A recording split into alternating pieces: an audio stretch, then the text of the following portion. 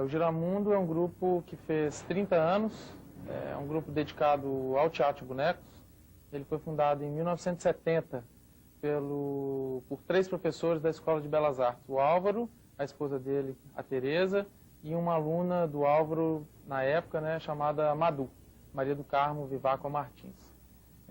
O Giramundo foi fundado improvisadamente, de uma forma descontraída, com o objetivo de fazer um teatro para crianças, assim, para os parentes, né, os sobrinhos, né, e de uma forma informal mesmo, de um modo informal. Ele teve a sua primeira oficina montada em Lagoa Santa e era um teatro de horas vagas, né, nos períodos de horas vagas eles construíam algumas coisas. Mais tarde o Giramundo foi convidado por um produtor bastante conhecido, o Júlio Varela, a fazer uma apresentação daquelas que ele fazia caseiramente e lá em Lagoa Santa para as crianças, no Teatro Marília. E assim foi feito e o sucesso foi grande, o que impulsionou o grupo a investir o que havia ganhado naquelas primeiras temporadas na continuidade do trabalho, em outra montagem. E assim foi feito alguns anos, mais ou menos nas 4 primeiras montagens do grupo. Até que, por ter um trabalho reconhecido, o Giramundo foi convidado pela Universidade Federal, já que todos eram professores da Escola de Belas Artes, a instalar sua oficina na UFMG. Isso aconteceu em 1976. De 1976 em diante, houve, com esse apoio da Universidade Federal de Minas Gerais, o Giramundo ganhou uma força porque ele teve condições de se dedicar melhor à pesquisa do teatro de bonecos. E outras coisas aconteceram que confluíram para que o grupo ganhasse uma excelência no que faz, né, e fosse reconhecido como um dos principais grupos atuantes hoje em dia no teatro de bonecos em geral. E essas outras coisas foram principalmente viagens ao exterior, viagens à Europa, que mostraram para o grupo, naquela década de 70 ainda, um outro padrão de se fazer teatro de bonecos no mundo, principalmente o padrão do leste europeu, onde a tradição já era bastante forte, impulsionada pela ação do Estado. Esse novo padrão de teatro de bonecos, a dimensão dos espetáculos, o requinte, o corpo de marionetistas, a organização semelhante a uma companhia de dança ou a uma companhia de teatro, né, esse status do teatro de bonecos, fizeram com que o Giramundo voltasse ao Brasil, carregado de novas ideias, e segundo o próprio Álvaro, em algumas conversas, ele falava que ele não conseguia nem dormir, porque parecia que tinha aberto um novo mundo para ele, assim, de tamanha eram as possibilidades que ele vislumbrava, uma vez que ele já se debatia como artista plástico, já se debatia com questões como animação, como possibilidades, tentativas de fazer um outro tipo de atividade artística. E ele encontrou esse canal no teatro de bonecos. Aí vem Pedro.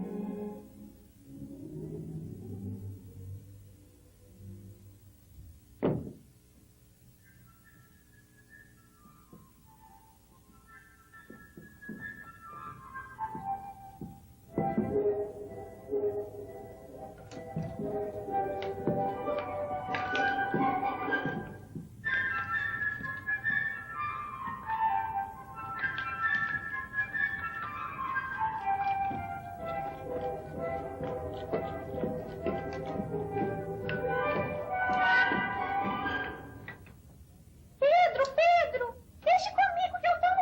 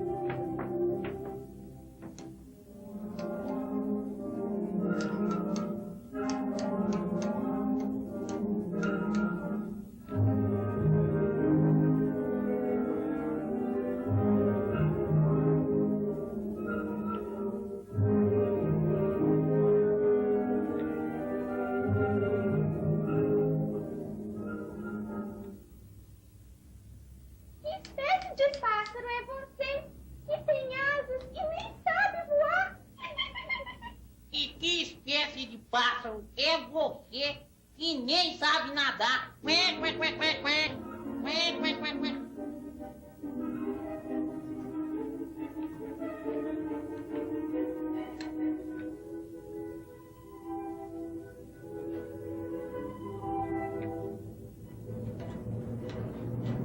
Ué, quem vem lá?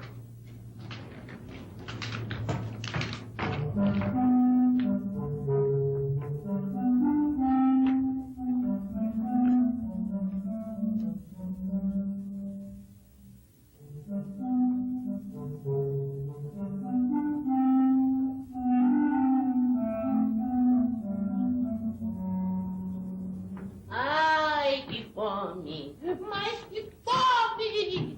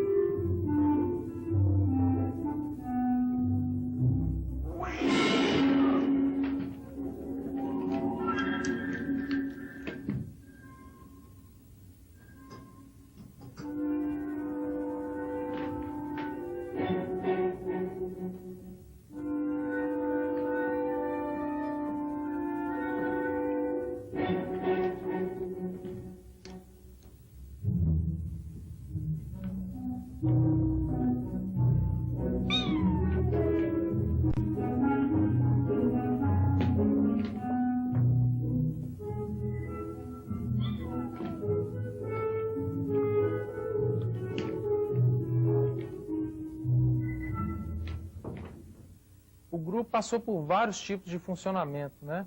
Desde essa primeira fase, na década de 70, que era uma coisa bastante informal e não profissional, amadora no sentido estrito do termo. Depois, a esse período da universidade, que foi de 1976 até 1999, quando a gente fechou o convênio com a universidade, foi um grupo muito influenciado por um apoio institucional, né, no caso o apoio da universidade, e agora o grupo mais organizado de uma forma mais profissional, ou seja, dividindo as funções melhor, remunerando os seus integrantes, procurando atividades que tenham um caráter comercial e lucrativo também, procurando expandir as atividades para áreas que não faziam parte do conjunto de áreas do Giramundo no seu início e em meados da sua história. Então, eu acho que existem essas três fases. Hoje a gente vive uma fase de ampliação das atividades do grupo, e principalmente de solidificação dos projetos institucionais, né? O Giramundo tem optado claramente por projetos institucionais em oposição a projetos efêmeros, locais não no sentido geográfico, locais no sentido de efemeridade mesmo, de ser um projeto consistente que vai seguir vários anos. Como exemplo disso, o Giramundo nunca deixou de fazer espetáculos. Esse é o objetivo principal, porque é através dele que ele exercita a pesquisa no teatro de bonecos e a construção de bonecos, que é a atividade fim. Mas, por outro lado, a história do grupo permitiu que ele se aventurasse em três projetos que são muito importantes para nós hoje e que a gente vem procurando caracterizá-los como projetos de cunho social. Um é o Museu Giramundo, o outro é a Escola das Artes do Marionete, a EAM, que a gente pretende ir fortalecendo ao longo do tempo, e o terceiro é o Teatro Giramundo, esse onde a gente está fazendo essa entrevista. Nesse sentido que eu separo essa característica de projetos institucionais e de projetos efêmeros, de projetos mais localizados no tempo, como espetáculos, por exemplo, exposições, essas coisas. A gente está preferindo essa linha de trabalho que vai permanecer e vai se tornar um legado, seja para a cidade, ou seja para o Brasil, ou seja para o público em geral.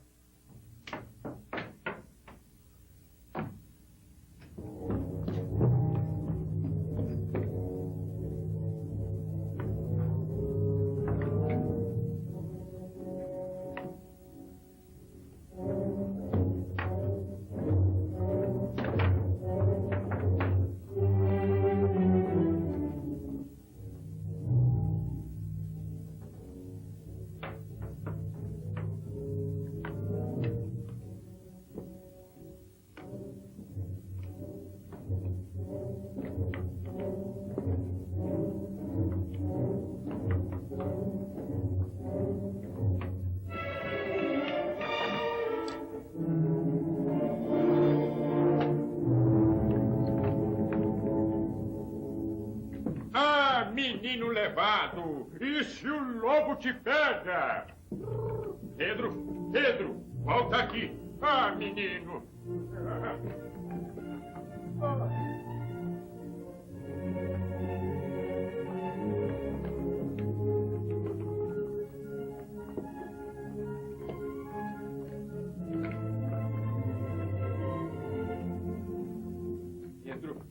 Pedro, já pra casa! Anda, que eu já disse!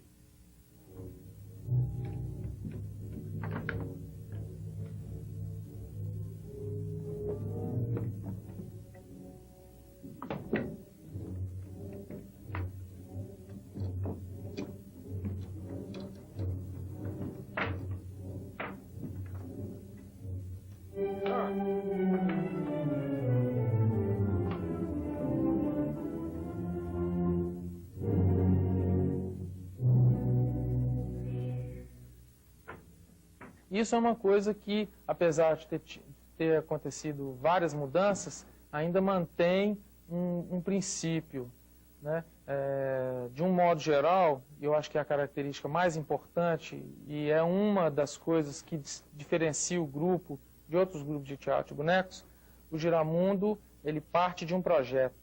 Existem, de modo geral, uma escola que constrói os bonecos de um modo experimental, no sentido sem uma antevisão exata do que ele poderia ser, e a escola do Giramundo, que é uma escola um pouco mais, talvez a gente pudesse dizer, racional, que tenta antever o que o boneco vai ser. Então o Giramundo parte de um projeto. E a outra característica é o design que vem da obra do Álvaro Apocalipse. Então o que marca o primeiro boneco do Giramundo até o último é que todos eles passaram pelo cérebro e pela mão do Álvaro, né, na antevisão, na criação da forma deles. Obviamente, existiram alguns bonecos nessa grande coleção de bonecos que foram obras autorais de outros integrantes do Giramundo. Mas, de um modo amplo, o projeto, né, a concepção dos bonecos e grande parte dos espetáculos, assim, a grande maioria dos espetáculos, é uma obra do Álvaro Apocalipse. Isso faz com que o grupo tenha uma unidade de estilo que faz com que os bonecos deles sejam facilmente identificáveis. Ah, esse é um boneco do Giramundo. E agora, na segunda leva, já que tanta gente passou pelo grupo, né, já que tanta gente fez os cursos de oficinas do Giramundo, ouviu os espetáculos, acontece uma espécie de maneirismo. A gente vê muitos traços de bonecos do Giramundo, mecanismos e sistemas de construção de bonecos sendo capilarmente influenciando outras pessoas que criam bonecos, o que num primeiro momento, um pouco repetitivo, já que é uma influência forte, mas a longo prazo isso significa que o Giramundo está contribuindo para a criação de outros grupos, de outras pessoas que trabalham com bonecos, ou seja, está difundindo o seu meio artístico, que é o teatro de bonecos, e esse é um dos objetivos. Mas, de modo geral, esse procedimento ele é composto de um projeto, de um estudo, de vários estudos, até se conceber uma forma que seja satisfatória. Essa forma é transposta para um projeto técnico, que indica articulações, dimensões, proporções exatas, materiais e vistas, né, frontais, laterais, que orientam o construtor. E a grande maioria dos bonecos é construída com uma estrutura de madeira. Então, depois há uma fase de construção dessa estrutura, de revestimento dessa estrutura, o figurino, a pintura, o acabamento e o teste de manipulação. Aí realmente a gente vê se o boneco funcionou, se não funcionou, se ele é resistente ou não. E mais tarde a gente vê se o boneco se ele é um projeto completo, ou seja, se ele permite a restauração. Porque muitos bonecos são caixas pretas e se engolem, ou seja, eles são feitos e fechados. Uma vez que ele estraga o mecanismo, só você destruindo ele para construir de novo, destruindo um pedaço dele. E essa é uma preocupação que a gente está tendo um pouco mais agora, uma vez que os bonecos vêm sendo submetidos a uma carga forte de trabalho. Então eles se desgastam, eles estragam e eles necessitam manutenção. Então a gente já tem que pensar em coisas como pequenos capôs, né, para abrir partes dos bonecos, mexer lá dentro, substituir peças, né, ou partes, ou os mecanismos serem mais visíveis, menos enterrados. E esse é mais ou menos o procedimento genérico. Existem variações ao longo da história do grupo, que são localizáveis, mas que não são relevantes dentro do conjunto. O giramundo é uma antena, né? Um pouco funciona como antena, sendo que o eixo principal é o álvaro. Nos primórdios havia, eu acho, que uma divisão maior dessa função de escolha do tema entre o Álvaro, a Teresa e a Madu, mesmo o Júlio e a Sandra Bianchi. Eu acho que as pessoas influenciavam mais, uma vez que o grupo era muito pequeno, muito restrito, e funcionavam todos juntos, assim, e não havia essa profissionalização, essa divisão de funções. À medida que o tempo vai passando, essa atividade de escolher, né, os temas, adaptar os textos e propor os espetáculos, cada vez mais foi concentrada no Álvaro. Isso vem até hoje. Então, e parte também, algumas vezes acontece da gente ter demandas, como aconteceu no nosso último projeto, que foi o Gira Gerais, que foi um projeto inédito para nós, que foi de apresentar temas e um espetáculo dirigido aos operários, e que foi feito em parceria e sob uma demanda da FIENG, do Sistema SESI Minas, né? Isso acontece também. Ou a Redenção pelo Sonho, que foi um espetáculo feito quase uma encomenda, uma parceria com o Tim Rescala, para o SESC Ipiranga, em São Paulo. E a Flauta Mágica também foi uma outra demanda. Agora também o espetáculo nosso do segundo semestre foi um convite também. Então isso varia. Ou parte do Álvaro, um desejo pessoal, ou a gente aceita, acolhe, né, ideias de terceiros, ou mesmo sugestões. A gente já teve várias sugestões marcantes, né, pessoas que chegaram com os textos, falaram, leia isso, olha que interessante, que apresentaram algumas coisas e que o Giramundo acatou e realizou.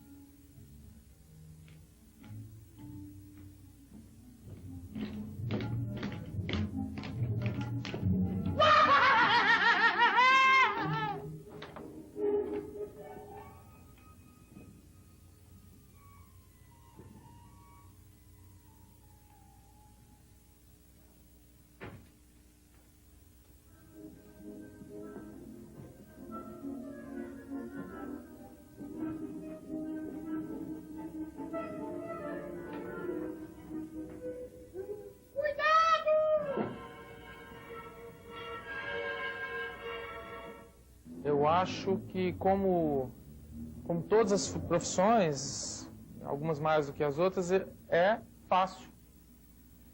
Difícil é ser um bom marionetista e raríssimo é ser um virtuoso, né? Acho que isso pode ser muito... Não sei se é porque os marionetes, principalmente, né, que é uma classe bastante especial dos bonecos, eles têm fios. Eu costumo, às vezes, a gente costuma até usar a linguagem musical, né? Afinar o boneco, né? É uma coisa assim que parece que vem de violinos e violoncelos, né? Eu acho que o marionetista se assemelha muito a um músico. Ele se expressa através de um instrumento. No caso, ou um instrumento musical, no outro caso, o boneco.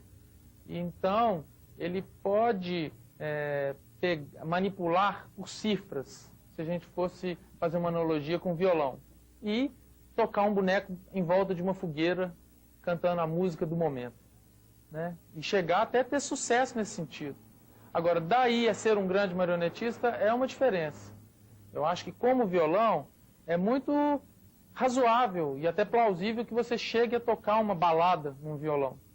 Mas é muito difícil que você execute um violão com outras características, ou seja, um violão erudito, ou mesmo do ponto de vista do virtuosismo técnico, ou mesmo compor para violão com as qualidades de um verdadeiro artista, no sentido da qualidade da música, do conteúdo da música.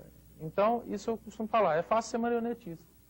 É difícil ser bom marionetista e é raríssimo ser um virtuoso na arte de mover bonecos. Agora, a gente vive com companhias milenares, né? Quando você é um marionetista. Acho que às vezes as pessoas que trabalham com bonecos se esquecem que eles fazem parte de uma família de artistas milenar, né? Nós temos bonecos na China de mais de 1000 anos, nós temos bonecos de barro, nós temos praticamente todas as civilizações primitivas no sentido de antigas, não de menos evoluídas, elas tinham traduções das suas histórias, dos seus grandes mitos, dos seus personagens para bonecos. E o boneco, além dessa característica milenar, ele tem uma característica quase religiosa, que influencia demais. Ele tem um poder hipnótico, ele tem um poder sedutor, ele tem um poder, uma metáfora de ser uma criação do homem, uma recriação do universo, né? Que o homem faz, uma recriação de um ser vivo que o homem faz, que também é ancestral e que mexe com as pessoas e que explica por que as pessoas às vezes ficam paradas olhando estátuas ou ficam paradas olhando uma estátua religiosa ou uma imagem religiosa e por que as crianças têm a fascinação pelo boneco que é imutável, por que elas adoram pequenos modelos, ficar recriando histórias naqueles... Né? Hoje a gente tem eles, pena que eles são tão musculosos, mas poderiam ser de outras formas, mas de qualquer forma a gente vê expresso esse sentimento ancestral em lidar com esses pequenos seres que a gente mesmo dá vida. Eu acho que isso é uma coisa que influenciaria a manipulação se os marionetistas, em geral, levassem em conta, se procurassem um pouco a genealogia dessa profissão, procurar um pouco no passado o que ela quer dizer, de onde que ela veio, e saber que são os herdeiros de uma coisa muito bonita e poderosa.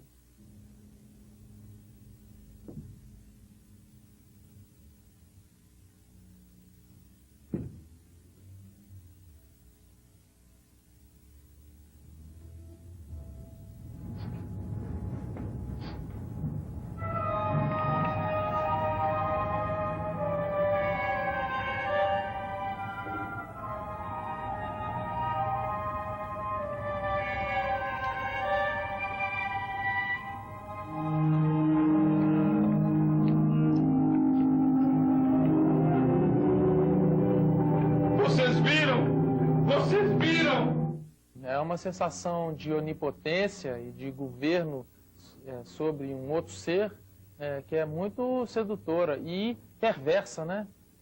Além disso, se a gente for falar em perversidades, pequenas perversidades, une-se a isso, às vezes, da gente fazer esse tipo de operação no escuro, sem ser visto. Ou seja, além de ser onipresente, nós somos invisíveis. Vemos o público, temos total controle da situação, né? A gente controla o boneco, controla a cena, vê o público que nos está vendo e ninguém nos vê. Então dá a sensação de que nós somos a lei, a regra, a quem governa as coisas. Assim. Mas isso são especulações que são interessantes, inclusive acho que até a literatura, a dramaturgia para teatro de bonecos, na parte dos pesquisadores mais criativos, explorou esse tipo de coisa, né, do super marionete, desse tipo de ser, mas o importante é a comunhão, né, é a comunhão com o instrumento, é a capacidade do marionetista de isolar o mundo externo, mesmo que ele tenha que incluir ele para dialogar com o boneco, mas para concentrar no movimento, no que ele tem que fazer, na perfeição, para não deixar lacunas de imperfeições que fazem a compreensão do próprio, dos gestos, do fluxo de movimentos, quebrar a ilusão do espectador, né? O marionetista, sobretudo, tem que ser um operador concentrado, atento, sensível e bem-humorado intuitivo, né? Porque a intuição é que faz o marionetista dar o salto, né? Quando a intuição dele, ele exercita a intuição dele ao manipular, ele vai fazendo com que a operação seja menos técnica e mais espontânea. Aí acontece um fenômeno que é engraçadíssimo, que é ótimo quando acontece, que é o boneco, a gente tem uma sensação clara de que o boneco age por si só. Óbvio que ele não age por si só, porque ou são nossas mãos que estão dentro dos bonecos, ou nós estamos puxando os fios, óbvio. Mas existe uma tal espontaneidade que o boneco, o seu cérebro, tá, a sua sensação, o seu sentimento está a serviço do boneco, então ele mesmo já age automaticamente. Ele já foge, ele já morde, ele já pula, ele mesmo improvisa. A gente transfere para o boneco a capacidade de improvisar, de tal forma convincentemente que às vezes nós ficamos na própria sombra do boneco, né? O boneco, ele adquire o status do protagonista, né? Deixamos de ser nós os instrumentistas e ele passa. Vai surgir um certo momento que o boneco vai ir lá fora sozinho e acolher os aplausos, né? Sem precisar do marionetista. Costuma haver brigas dolorosas, que são carregadas como mágoas, assim, etc, etc. Mas, porque eu queria fazer aquele, etc. Mas tem uma regra básica, que antecipa a briga um pouco mais. É o seguinte, normalmente quem constrói o boneco manipula.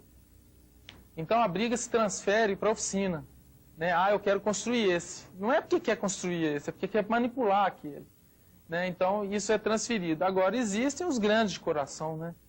Aqui mesmo no Giramundo, não tem problema. E existe, que pode ficar com esse boneco, e existe uma ideia também comunista, que já teve resistências e que hoje ganha mais fôlego, não pelo comunismo em si, mas pela necessidade de estarmos com vários espetáculos em ação ao mesmo tempo, que é a circulação dos personagens, ou equipes 2, diríamos assim, ou circularmos os personagens para podermos estar em mais de um espetáculo.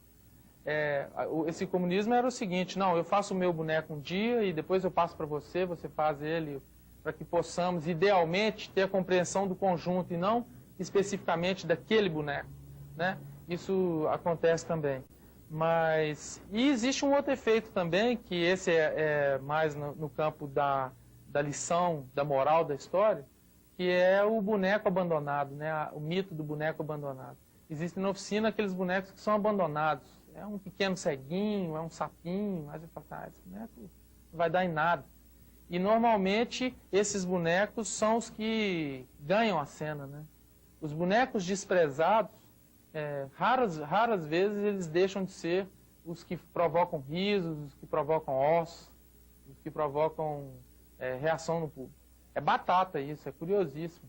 Você pode perceber, o boneco que foi desprezado na oficina, ele vai ganhar a cena depois.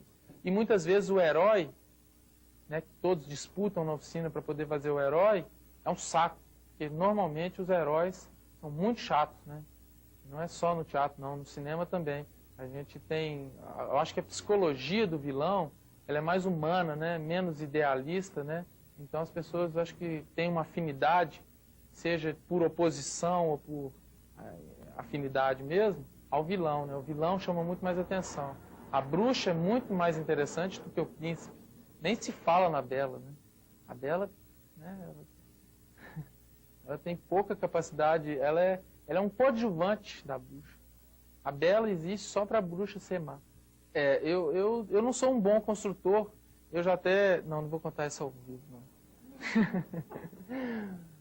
Não, eu já ganhei um troféu chamado aqui no Giramundo, é o troféu Mulinha. Ele foi instituído por minha causa, porque eu fui fazer uma mulinha e fiquei praticamente a produção inteira do Tiradentes fazendo a mulinha.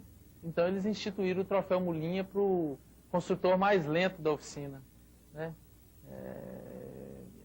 Então eu acho assim que construir é um procedimento muito chato. É agradável, é muito gratificante, mas é chato por quê? Porque a matéria, ela conspira permanentemente contra. Tudo acontece para dar errado. Se você está segurando duas peças, vai colocar o parafuso, a porquinha cai. Aí você vai pegar a porca, quando você chega à porta, a peça se solta. aí você pega a cola, solta. Aí você conseguiu fazer, quando você vê, foi feito errado. Aí, ou seja, a madeira veio na dimensão, você lixa, aí quando você vê, você vai colar, faltou 1 milímetro, você tem que refazer a peça, etc, etc. Então, todas as fases de transformação da matéria num boneco, elas são ardidas, elas são difíceis, não é fácil ser construtor. Você pode olhar pelas mãos das pessoas que são construtoras. São mãos que são calentas, duras, cheias de riscos, sujas. Ou seja, é complicado você transformar a matéria. Depois você vê o boneco pronto, você fala assim, que simplicidade, que beleza. Assim. Ou então quando você vê um acorde musical também pronto, você fala assim, que exatidão. Mas eu acho que isso é uma característica das coisas complicadas. Geralmente as coisas muito complicadas, que necessitaram muito investimento, são as que aparentemente são mais simples. Elas são simples na aparência, mas elas deram um trabalho incrível. O Pedro, por exemplo, que a gente pode ver, devemos ver as imagens dele, é simplésimo, um boneco simples. Agora você pega e faz um Pedro. Um Pedro demora 15 dias de uma pessoa que já fez 2 ou 3 deles para fazer de novo. E não fica igual, e erra, e tem que fazer de novo. Então, existe uma espécie de glamour nessa coisa de construtor de marionetes. Muitas pessoas procuram o Giramundo e poucas sobrevivem. É uma coisa de fronte, de guerra. Assim. As pessoas entram para cá animadíssimas, a gente vê a ilusão, isso vem, eu vou ser estagiário do Giramundo, vou construir bonecos, e não sei o quê, não sei o quê. Aí você vai vendo aquela locomotiva parando, até que surgem já as desculpas, né? Olha, eu vou ter que fazer o meu mestrado, eu vou ter que viajar, fazer uma viagem extensa, ou minha namorada não aguenta mais viver sem mim, etc, etc. E aí a pessoa abandona. O serviço, o trabalho de construção de marionetes, é um trabalho vocacional. Ou a pessoa tem a vocação para construir, ou ela não vai construir nunca. Criar um filho, né? Porque fazer, eu acho que... mas eu acho que nesse sentido de manutenção, de cuidar, sim. De ter que cuidar, sim, Tem que ser um trabalho permanente e irritante. Construir bonecos, às vezes, é irritante. Porque você erra muito, aí você tem que construir de novo, aí você vai perdendo a paciência. Até que ele fica pronto. Quando ele fica pronto e funciona, aí é muito bom. Agora, os construtores do Giramundo têm uma sorte, né? Que é construírem projetos do Álvaro. Eu não sei se todos os construtores têm essa consciência, mas eu acho que é muito mais desestimulante você construir outros tipos de bonecos, assim, porque você vai errar mais. Porque o Álvaro ele tem uma noção de equilíbrio estrutural muito forte, além de ter uma noção de equilíbrio formal, né, do design. Mas o que as pessoas têm que reparar no projeto do Álvaro é o equilíbrio estrutural. Se o Álvaro for analisado, ele tem que ser analisado na dinâmica de movimentos, de equilíbrio. Porque os bonecos deles são equilibrados. Então, os bonecos deles, as formas se distribuem de tal forma que ele assume uma posição natural. Então, isso vai interferir lá na frente. Porque o boneco que é bem construído, ele é muito mais fácil de ser manipulado. É muito difícil manipular um boneco aleatório, né? Um boneco que não tem equilíbrio, porque você vai ter que ficar controlando uma série de movimentos indesejáveis. E o Álvaro, nos projetos dele, já distribui as formas de forma que elas tenham freio, que impeçam movimentos contraditórios, e o boneco, naturalmente, já tem um padrão de movimento que é muito refinado. O Álvaro é um construtor de bonecos, um projetista de bonecos, que vai entrar para a história do teatro de bonecos mundial de todos os tempos. Que mandou passar bem em frente da Toca do Lobo? Essa história acabou? Não, a história não acabou. A história continua. Do outro lado, aqui atrás, nós temos o gato escondido. Para de tremer! Para de tremer!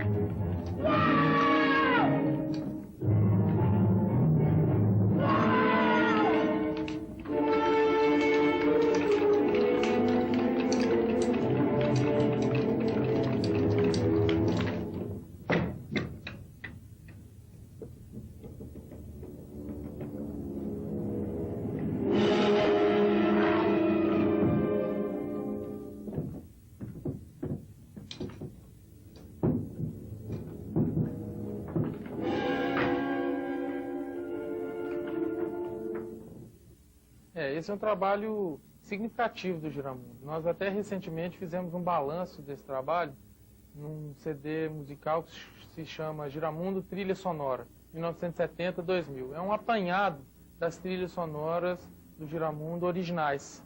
Então, o Giramundo optou por, em 90%, a partir de uma parte da sua história, por trabalhar ou com música de alta qualidade e reconhecidamente importante, como a Flauta Mágica, o Guarani, o Retábulo de Maese Pedro, do Manuel de Falla, ou seja, Mozart, de Falla, Carlos Gomes, ou então ele procurou a música original. E nessa procura ele se aliou também a importantes nomes da música brasileira, né? Acho que a obra mais relevante que o Giramundo registrou foi a de Lindenberg Cardoso, que é um músico pouco conhecido no Brasil, já falecido, e que tem um trabalho, diríamos assim, quase que modernista, né? Um trabalho autoral incrível, e que se apaixonou pelo Giramundo e fez 3 produções, se não me engano, o Cobra Norato, As Relações Naturais e uma adaptação do Alto das Pastorinhas, e que são, na minha opinião, incrivelmente bem-sucedidas, né? De alta qualidade. O Giramundo trabalhou também com o Tim Rescala, com o Celso Adolfo, com o Raul do Vale, com música experimental como o Grivo, com o Coral Voz e Companhia, com o Hernani Maleta, com o Marcinho Santana. Ou seja, são músicos, maestros, instrumentistas são uma infinidade, assim, né? A história um pouco dessas últimas gerações de instrumentistas de Minas Gerais, inclusive o pessoal do Acti, participando, né, numa época que havia muita comunhão entre os grupos e havia essa troca de personagens, né, de pessoas participando em um e outro grupo. Então o Giramundo registrou essa geração. Além disso, trabalhou com nomes de referência no teatro mineiro. Assim. Praticamente todos os grandes artistas das últimas 2 décadas participaram de trilhas do Giramundo, né, em várias trilhas do Giramundo. Então, a música e a parte de interpretação, sempre autoral, foi um eixo forte no trabalho do Giramundo. E, normalmente, é um trabalho que enriquece o trabalho dos outros também. Porque você compor para bonecos é uma coisa interessante. Pelo menos é a impressão que a gente tem dos músicos, porque eles têm maior liberdade, o boneco é um ser fantástico, né? E fazer voz para boneco é quase como legendar um cartoon, né? Ou interpretar seres míticos, né? Como Sarastro, a Rainha da Noite, ou mesmo Peri, Ceci. Então, dá a possibilidade para o ator e para o músico de irem para campos que eles normalmente não exercitam. Então, a música é um fator muito importante que a gente teve cuidado nos últimos anos, com a ajuda das leis de incentivo, municipal e estadual principalmente, de dentro do projeto do Museu Giramundo, recuperar todas essas trilhas, né? Os rolos estavam em estado precário, melando, praticamente soltando o óxido todo. Nós tivemos o cuidado de restaurar isso, remasterizar, e hoje está preservado. E a ideia do Giramundo, dentro já da programação do museu, é também restaurar essas trilhas e deixá-las disponíveis em CD, como a gente fez com a trilha sonora, esse grande apanhado, nós vamos fazer agora com algumas trilhas dos espetáculos também. É um produto de comercialização, foi feito com baixa tiragem, né, porque ele foi feito com a ajuda da lei municipal, dentro do projeto da escola. Então a tiragem é pequena e a gente vende aqui no teatro normalmente. Ele não tem uma distribuição, não é a nossa intenção também uma distribuição generalizada, porque nós não temos ainda esse viés comercial tão forte, tão fortemente organizado.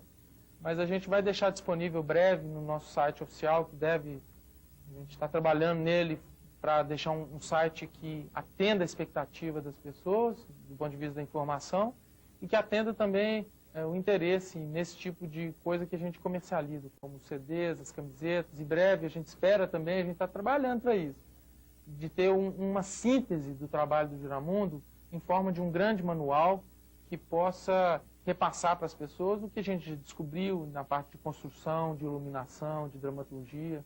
de modo geral, para formar os marionetistas e informar o público em geral.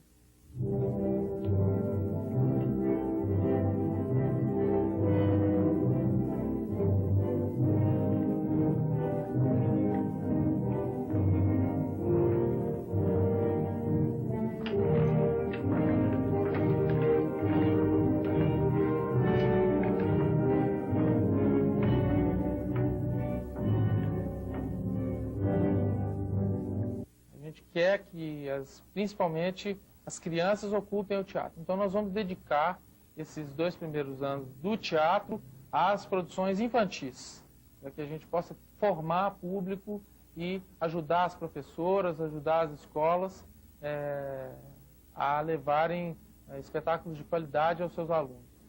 Nós temos 3 bases, né? O teatro ele fica na Avenida Silviano Brandão, 1096, no bairro Floresta. Ele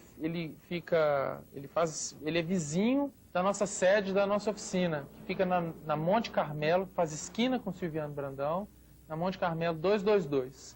A mais ou menos 10 quarteirões daqui, subindo a floresta em direção ao Colégio Batista, nós temos o Museu Giramundo e a Escola das Artes do Marionete. Só quero salientar que estão em construção, nós estamos preparando, eles ainda não foram abertos ao público, mas a gente está correndo atrás. Né? E que ficam na rua Varginha. O telefone principal de contato do Giramundo é o 3446-0686. Esse telefone você pode mandar um fax ou falar com a nossa sede. É onde nós ficamos a maioria do tempo. Ou então, você pode entrar em contato conosco no nosso e-mail, que é o giramundo@metalink, M de Maria, K no final, .com.br, giramundo@metalink.com.br, para um contato via internet. E breve, nós estaremos com o nosso site também, onde você vai poder encontrar um sumário do nosso grupo. Os espetáculos, uma galeria de imagens de bonecos, um pedacinho do nosso manual do marionetista, uma parte do teatro, onde você vai poder encontrar programação, fazer reservas de lugares, comprar ingressos. O museu, uma visita virtual ao museu, ao seu acervo, aos projetos do Álvaro Apocalipse, comentados, né, ao acervo de bonecos, aos textos dos espetáculos. Ou seja, a gente vai virar o grupo do avesso e fazer esse avesso virar o nosso site oficial. Eu acho que nós somos marionetes do imponderável, né? De uma coisa infinita que a gente não sabe explicar e ficamos como bonecos tentando explicar. Né? Talvez nem fosse o caso de tentar explicar, mas que existem fios, eles existem.